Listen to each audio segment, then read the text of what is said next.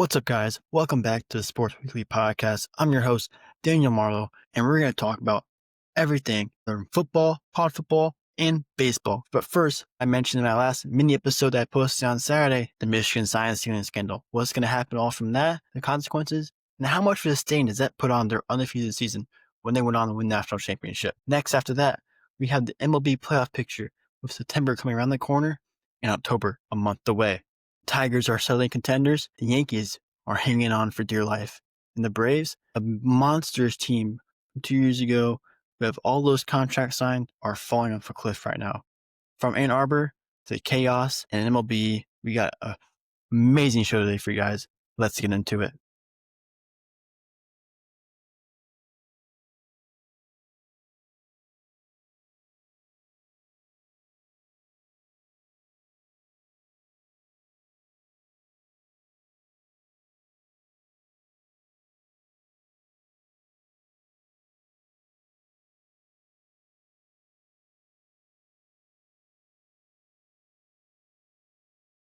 Welcome back to Sports Weekly. I'm Daniel Marlow, and every week we break down the biggest stories across the sports world. And today we're diving into the Michigan science stealing scandal and what it really means. And then we'll go through the MLB playoff picture, who's in, who's out, and who might crash in October as September starts to come around the corner. And stick around to the end for a fun stat and a quick weekend preview, and it'll be all up shortly. But first, let's get right into Ann Arbor, Michigan. They find themselves at the center of one of college football's biggest scandals in recent years.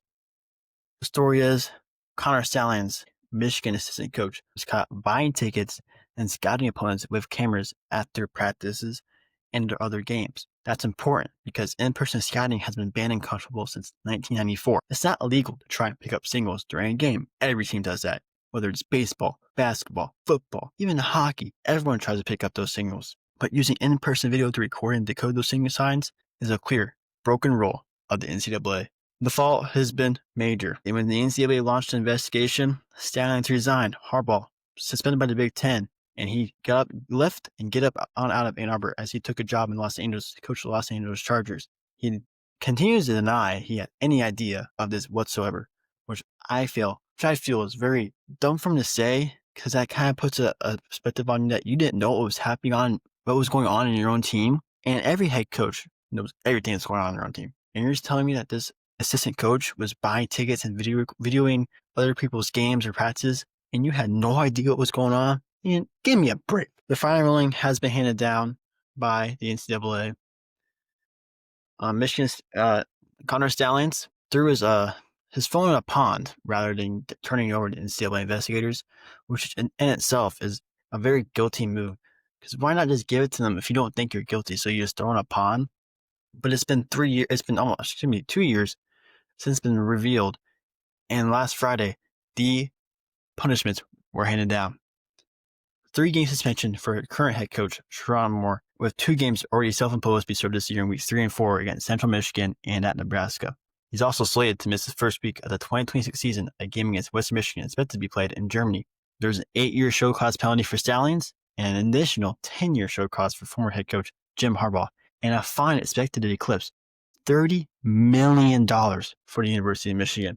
What's not included is either the vacating of past victories or postseason ban going forward, sanctions that many of the Wolverine rivals felt were reserved. I also felt this was reserved because they won those games because they knew what was going to go on in those games. Other teams who have gotten the death penalty, like SMU, had their wins vacated. I thought Michigan would get very close to the death penalty, which it would be very rare to see the death penalty be given out anymore to any college team, just because of the effect it actually has. And SMU is one of the very few that have been able to come back from it, but they haven't been that good.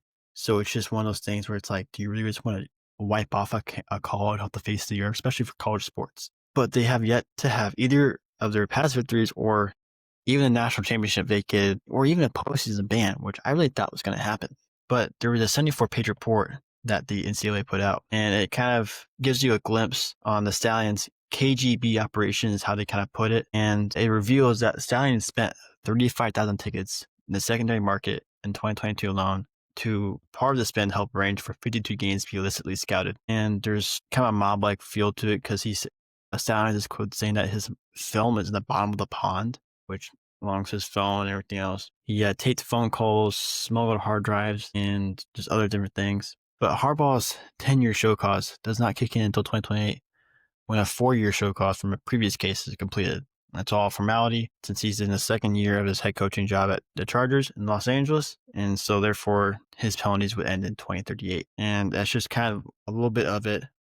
That is really the damage that has been caused to Michigan. But you're undefeated and you're breaking rules and winning national championships. Right there, the breaking rules part.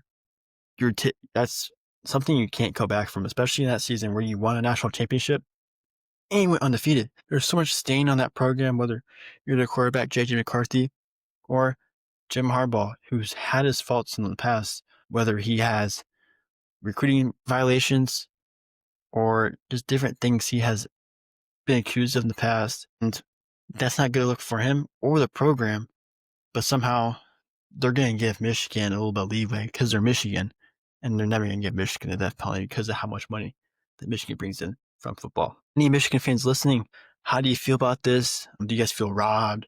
Or do you think your team's guilty and Michigan got caught, and you think you should have gotten more penalties? I'd love to hear what you guys have to say in my comments. I'll put a poll up on my Instagram too for you guys to respond back. But we're going to move from the gridiron to diamond because MLB Playoff Picture is pretty unpredictable. There's a lot of opportunities that can go on the wild card or even the divisions. In the American League, surprise of the year, Detroit Tigers, because they're at 74 wins and all of a sudden went leading. 75 wins, and all of a sudden now they're leading all of the AL and wins. They passed the Toronto Blue Jays, who are at 74, but they're at 75, first in the division, and they've kind of blown this AL Central race out of the water because the Guardians were 5 games back at one point. They're 9.5 games back, 4-6 in their last 10.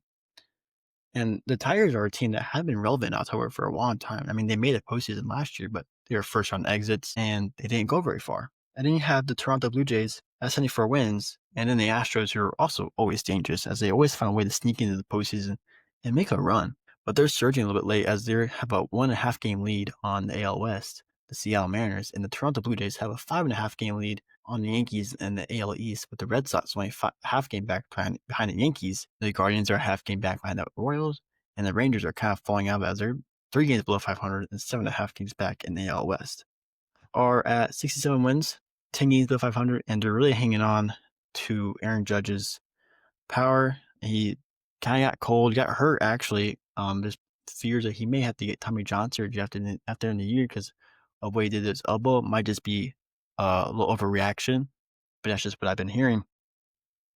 But then you have the Mariners and the Red Sox. If you look at the wild card, the Mariners are tied for the second last spot in the AL wild card, and then you have the Royals, who are 2.5 games back on the wild card, and the Guardians, who are 3 games back in the wild card, but they're both tied at 68 wins, and there's basically 3 teams fighting for 2 wild card spots. And like I just said, you don't want to sleep on Cleveland or Kansas City because they can go on a huge surge. Kansas City's 8-2 in their last 10 on a 5-game winning streak, and 2.5 games back in the AL wild card. They're right there. They just need some help from the Red Sox Mariners to have them keep losing, and they gotta keep winning. And their respective record 63-63, so they're playing better than what their respective record really is. But if you go over to the National League, oh my goodness, the Milwaukee Brewers are on top of the world right now. They're untouchable. They're 79-47, 7-3 in their last 10. They're on a 2-game losing streak, but they were just on a 14-game winning streak that the Reds beat in extras in Cincinnati. But they're saying 79 wins. Right after them is the Philadelphia Phillies at 73 wins, 3-game winning streak, 6-4 in the last 10, and they can't hit lights out with Bryce Harper, Kyle Schwarber, and a lot more power. But man, their pitching has been unbelievable this year. No one has expected them to be a top 5 pitching staff. And Aaron Nola just had a DVT, a deep vein thrombosis. He got the blood clot taken out. So they don't know if he's going to be back this year. Probably not, but they would love to get Aaron Nola back. And then the Dodgers, they're right there too. They're at 72 wins, and they're loaded with depth. Right now, they just got to get healthy. They've had so many injuries that they haven't been able to get kind of consistency and chemistry-based idea, and they're ready. They're ready to just pounce on someone because the Padres are 2 games back from them, and they don't really want to get up the division lead and have to go play the wild card against the Cubs, Mets, or even the Reds. Because the Reds right now, they just won tonight in Los Angeles playing the Angels, they're a game back behind the Mets. Because the Reds have two more games played than the Mets. So the Mets have a couple more games to play, and that's opportunities for the Reds to make up that one game back in the wild card. So that's 2.5 games essentially the Reds could make up. All they gotta do is keep winning. I mean, their expected winning is 69.58, and they're 2 games below that.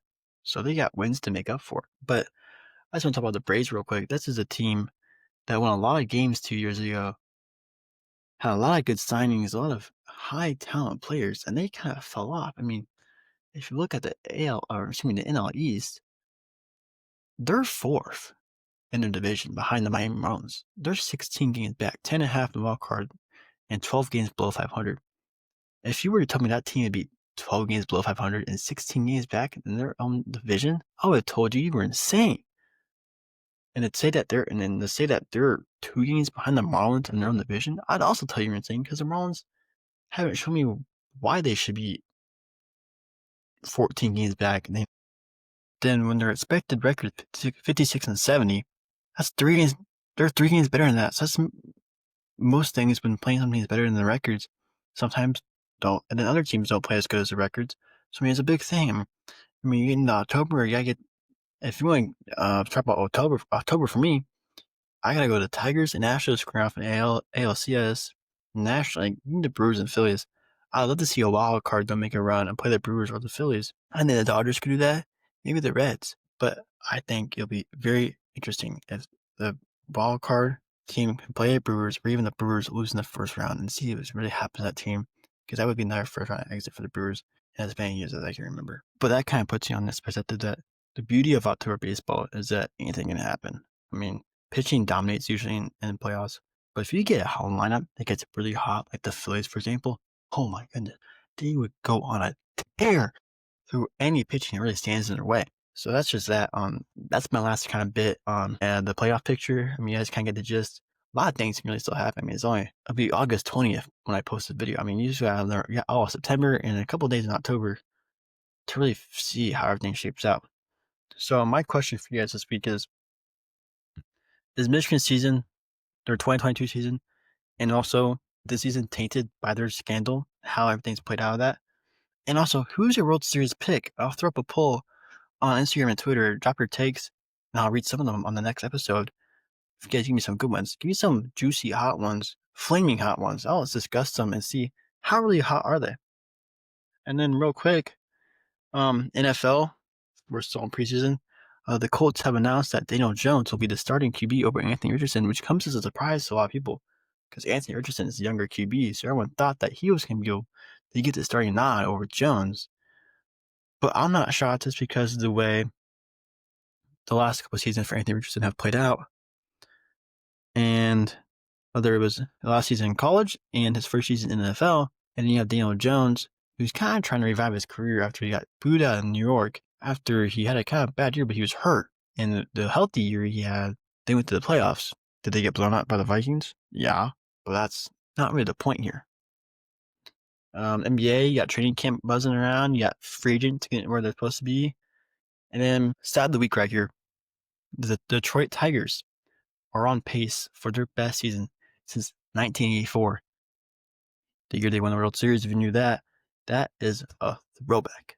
Got some good players on that team. And this weekend, I'll be keeping my eyes on the Yankees versus the Mariners. Basically, a big series because the Mariners could make their way up in the AL West rankings, and maybe the Yankees drop out of the AL wild card if the Royals keep winning on a hot streak. Basically, a playoff series before the playoffs begin. And if you need some light, check out the new season of Hard Knocks. Always a fun watch, and it gives you that behind the scenes fix. Whether it's your favorite football team or just if you're an avid football fan, it's a great watch. But that's going to wrap it up for today's show. If you've enjoyed the episode, hit follow on Spotify, the Riverside app, or even subscribe to my YouTube. Make sure you leave a like, comment, a juicy, flaming hot take, and maybe I'll see if it's hot. Maybe it's cold. Give me some cold takes. I'll love to discuss some cold takes. The hot takes typically get me some more interaction, so share it with your friends. Drop a World Series prediction in the comments or my DMs, Instagram, YouTube comments, Twitter comments. And Saturday, I'll be back with a mini-sode previewing the weekend's biggest games the next turn in the playoff race. Until then, I'm Daniel Marlow. Thanks for listening, and I'll see you next time.